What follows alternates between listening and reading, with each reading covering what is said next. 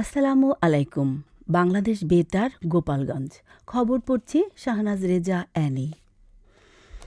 গণপ্রজাতন্ত্রী বাংলাদেশ সরকারের পররাষ্ট্র প্রতিমন্ত্রী শামা ওবায়দ ইসলাম এমপি আগামীকাল নিজ জেলা ফরিদপুর সফর করবেন। সফরকালে তিনি জেলার বিভিন্ন গুরুত্বপূর্ণ স্থাপনা পরিদর্শন এবং আঞ্চলিক উন্নয়ন বিষয়ক মতবিনিময় সভায় অংশগ্রহণ করবেন। সফরসূচি অনুযায়ী শুক্রবার সকাল ১১টায় তিনি ফরিদপুরে পৌঁছে করিম জুট মিল পরিদর্শন করবেন। পরে সকাল ১১টা ৩০ মিনিটে নদী গবেষণা ইনস্টিটিউট এবং দুপুর ১২টা ১৫ মিনিটে কুমার নদ ও জসিম কমপ্লেক্স পরিদর্শন করবেন। বিকেল ৩টায় ফরিদপুর জেলা প্রশাসকের কার্যালয়ে অনুষ্ঠিত সমতা ভিত্তিক আঞ্চলিক উন্নয়ন শীর্ষক মতবিনিময় সভায় অংশ নেবেন। এ সভায় ফরিদপুর, মাদারীপুর, শরীয়তপুর, গোপালগঞ্জ ও রাজবাড়ী জেলার প্রশাসনিক কর্মকর্তাগণ উপস্থিত থাকবেন। ফরিদপুর পৌরসভার বর্জ্য প্রক্রিয়াকরণ কার্যক্রম পরিদর্শন করেছেন বিএনপির চেয়ারপারসনের উপদেষ্টা ড জিয়াউদ্দিন হায়দার। গতকাল বিকেল ৪টা থেকে ৫:৩০ পর্যন্ত তিনি পৌরসভা বর্জ্য প্রক্রিয়াকরণ এলাকা পরিদর্শন করেন এবং পরে সাংবাদিকদের সঙ্গে মতবিনিময় করেন। সাংবাদিকের সাথে মতবিনিময়কালে ড জিয়াউদ্দিন হায়দার বলেন, শুধু ফরিদপুর জেলা নয়, দেশের ৬৪টি জেলার বিভিন্ন এলাকায় অপরিকল্পিত বর্জ্য মানুষের স্বাভাবিক জীবনযাত্রায় প্রতিবন্ধকতা সৃষ্টি করছে। বর্জ্য কৃষি জমির উৎপাদনে বাধা সৃষ্টি করছে এবং নদীতে মিশে মাছ ও পানির ক্ষতি করছে। এর ফলে মানুষের স্বাস্থ্য ঝুঁকিও বাড়ছে। বরিশাল সিটি কর্পোরেশনের প্রশাসক অ্যাডভোকেট বিলকিস জাহান শিরিন, ফরিদপুরের অতিরিক্ত জেলা প্রশাসক সোহরাব হোসেন, ফরিদপুর জেলা বিএনপির আহ্বায়ক সৈয়দ মোদার্রেস আলী ঈসা সহ বিএনপির অন্যান্য নেতাকর্মী ও সংশ্লিষ্টরা এ সময় উপস্থিত ছিলেন। বাংলাদেশ পুলিশে ট্রেইনি রিক্রুট কনস্টেবল টিআরসি পদে নিয়োগ কার্যক্রম গতকাল থেকে শুরু হয়েছে মাদারীপুরে। প্রথম দিনে জেলা পুলিশ লাইন্স মাঠে বাছাইকৃত প্রার্থীদের শারীরিক মাপ ও কাগজপত্র যাচাইকরণ পরীক্ষা অনুষ্ঠিত হয়। পুলিশ হেডকোয়ার্টার্সের তত্ত্বাবধানে আয়োজিত এ কার্যক্রমে সভাপতিত্ব করেন মাদারীপুরের police super Mohammad Habibur Rahman. Police সুপারের সার্বিক তত্ত্বাবধানে নিয়োগ বোর্ড ও সংশ্লিষ্ট কর্মকর্তারা স্বচ্ছ ও সুষ্ঠুভাবে দিনের কার্যক্রম সম্পন্ন করেন। পুলিশ সুপার প্রার্থীদের সঙ্গে কথা বলে পরবর্তী ধাপের বিষয়ে নির্দেশনা দেন। উত্তীর্ণদের আজ মাঠ পরীক্ষায় অংশগ্রহণের জন্য প্রস্তুত থাকতে বলা হয়েছে। নিয়োগ বোর্ডের সদস্য হিসেবে এআইজি নিশাত অ্যাঞ্জেলা, শরীয়তপুরের অতিরিক্ত পুলিশ সুপার প্রশাসন ও অর্থ শেখ শরীফুজ্জামান এবং ফরিদপুরের অতিরিক্ত police super crime and ops Mohammad Shamsul Azam সহ সংশ্লিষ্ট কর্মকর্তারা এ সময় উপস্থিত ছিলেন।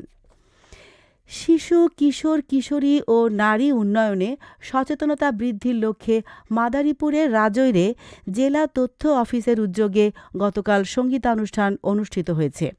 স্থানীয় জনগণের মাঝে বিভিন্ন সামাজিক বিষয়ে সচেতনতা সৃষ্টির লক্ষ্যে সঙ্গীত পরিবেশন করা হয়। এ আয়োজনে নারী ও শিশু উন্নয়ন, স্বাস্থ্য সচেতনতা এবং সামাজিক মূল্যবোধ নিয়ে বার্তা তুলে ধরা হয়। স্থানীয়রা স্বতঃস্ফূর্তভাবে অনুষ্ঠানে অংশগ্রহণ করেন এবং এ ধরনের উদ্যোগকে ইতিবাচক হিসেবে অভিহিত করেন। শরীয়তপুর জেলা আইনজীবী সমিতির নির্বাচনে প্রতিদ্বন্দ্বী না থাকায় জাতীয়তাবাদী আইনজীবী ফোরামের পূর্ণ প্যানেল বিনা প্রতিদ্বন্দ্বিতায় বিজয়ী হয়েছে। গতকাল আইনজীবী সমিতির নির্ধারিত নির্বাচন কমিশন ১৫টি পদের বিপরীতে একক প্রার্থীদের প্রাথমিকভাবে বিজয়ী ঘোষণা করে। নির্বাচিত প্যানেলে সভাপতি পদে অ্যাডভোকেট মোহাম্মদ কামরুল হাসান এবং সাধারণ সম্পাদক পদে অ্যাডভোকেট মৃধা নজরুল কবির নির্বাচিত হয়েছেন। জেলা আইনজীবী সমিতি জানায়, ২ এপ্রিল তফসিল ঘোষণা করে আইনজীবী সমিতির নির্ধারিত নির্বাচন কমিশন। ২৫ এপ্রিল ভোট গ্রহণ। গত রবিবার প্রার্থীদের মনোনয়নপত্র সংগ্রহ ও দাখিলের দিন নির্ধারিত ছিল। তবে একাধিক প্রার্থী না থাকায় বিনা প্রতিদ্বন্দ্বিতায় বিজয়ী প্রার্থীদের নাম ঘোষণা করে নির্বাচন কমিশন। হামের উপসর্গ নিয়ে গতকাল শরীয়তপুর সদর হাসপাতালে চিকিৎসাধীন অবস্থায় ১০ মাস বয়সী জাহিদ নামে এক শিশুর মৃত্যু হয়েছে। বিষয়টি নিশ্চিত করেছেন সদর হাসপাতালের আবাসিক চিকিৎসা কর্মকর্তা মিতু আক্তার। গত ৮ এপ্রিল জ্বর ও কাশিসহ হামের লক্ষণ নিয়ে তাকে হাসপাতালে ভর্তি করা হয়েছিল। শিশুটির নমুনা পরীক্ষার জন্য ঢাকায় পাঠানো হলেও রিপোর্ট আসার আগেই তার মৃত্যু হয়। স্বাস্থ্য বিভাগ জানায়, শরীয়তপুর জেলায় এখন পর্যন্ত ১৬৭ জন হামের উপসর্গ নিয়ে চিকিৎসা নিয়েছেন। বর্তমানে বিভিন্ন হাসপাতালে ৬৯ জন রোগী চিকিৎসাধীন রয়েছেন, যার মধ্যে ২০ জন শরীয়তপুর এবং সদর হাসপাতালে ভর্তি। গত ২৪ ঘণ্টায় নতুন করে ৯ জন আক্রান্ত হয়েছে। পরিস্থিতি মোকাবেলায় সদর হাসপাতালে আলাদা আইসোলেশন ওয়ার্ড চালু করা হয়েছে বলে জানিয়েছেন সংশ্লিষ্টরা। স্বাস্থ্য বিশেষজ্ঞরা শিশুদের সময়মতো টিকা গ্রহণের ওপর গুরুত্ব আরোপ করেছেন। সব শেষে আবহাওয়া।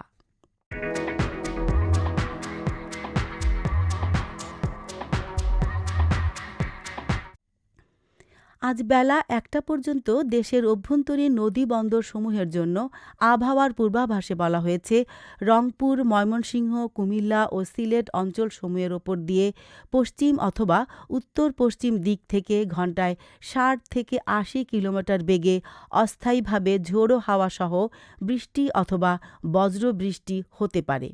এসব এলাকায় নদীবন্দরসমূহকে ২ নম্বর সতর্ক সংকেত দেখাতে বলা হয়েছে। খবর শেষ হলো।